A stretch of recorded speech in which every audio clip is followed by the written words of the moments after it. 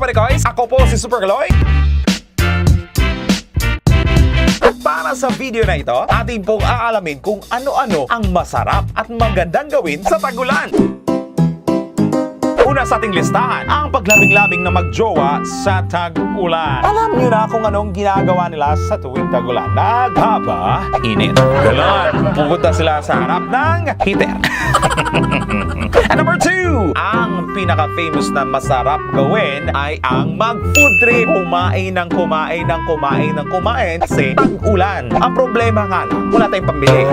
Ikatlo sa ating listahan ay uminom o kumain ng something hot o mainit gaya ng mami, patsoy at iba pa. Ika-apat sa ating listahan, ito naman yung kabaliktaran ng pagkain ng mainit. Yung pagkain ng malamig gaya ng halo-halo, ice cream at iba pa. Weird, di ba? Number 5 sa ating listahan ay ang mag-movie marathon. Since wala kang ginagawa, baka naman canceled yung pasok ninyo sa klase, edi mag-movie marathon kayo ng paborito nyong mga palabas. At number 6, manonood pa rin pero sa TV. Kung walang mga available CDs or copies ng mga movies, manood na lang tayo ng TV. At number 7 ay ang magtampisaw sa ulan. Gaya ng ginagawa ng mga kabataan, maliligo tayo sa ulan. Yung iba nga diving pa nga sila sa tubig ulan, di ba? At number 8, ang indoor family bonding. Ito yung pinakamagandang oras para makipag-bonding sa pamilya kasi nasa loob kayo ng bahay, di ba? At number 9 sa ating listahan ay ang magda ng, yung ginagawa ng mga boys. Boys are just boys. They play their own toys. At number 10 na masarap at magandang gawin sa Tag-Ulan ay ang anli tulog, di ba? Bed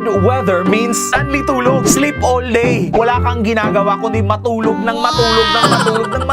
di ba? At number 11 sa ating listahan ay ang mag-sleep over sa bahay ng mga kaibigan. Masarap din makipag-banding sa mga kaibigan mo sa Tag-Ulan. At number 12 ay ang gumawa ng baby. Syempre, para sa mga mag-asawa yan, di ba? Tag-Ulan is taglande. So, lumalandi yung iba, naghahanap ng mga kakatsurba. Ewan ko sa inyo. Ewan ko na lang. Number 14 sa ating listahan. Uminom ng beer. Yung iba nga umiinom ng wine, umiinom ng hard liquor, ganon. Kasi pampainit rin, di ba? At number 15 sa ating listahan, magkape. Uminom ng brewed coffee. Cold coffee. Pero mas masarap ata yung mainit kaysa sa cold, di ba? Para yun sa mga coffee addict. Number 16 sa ating listahan ay ang magkaraoke. Kakanta tayo, sasabayan natin yung ulan.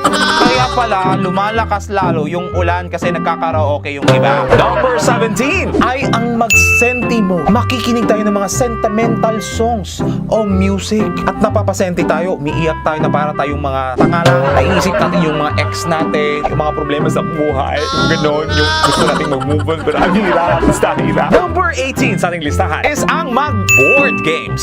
Board games? Maglalaro ng mga board games kasama pamilya o kaibigan. At number 19 sa ating listahan, mag-bake ng mga cookies at cakes. Kung trip mo naman ang mag-bake ng cakes o cookies, pwedeng-pwede naman yan para ipakain mo sa pamilya mo. Just don't forget na hindi masunog, diba? Number 20 sa ating listahan ay ang magbasa ng paborito mong libro. Yung mga bookish dyan, yung mga bookworm na tinatawag nila, pwedeng gawin sa Tag-Ulan ang pagbabasa ng libro. Mas makakabuti yun kaysa chat lang ng chat, Facebook lang ng Facebook, online lang ng online, computer lang ng computer, di ba? At number 21, at pinakahuli sa ating lista na masarap at magandang gawin sa Tag-Ulan ay ang kainin si Crush! Kainin si Crush! Kainin natin si Crush. Kung hindi mapapasa atin si Crush, pwede kainin na lang natin. Busog pa tayo, di ba?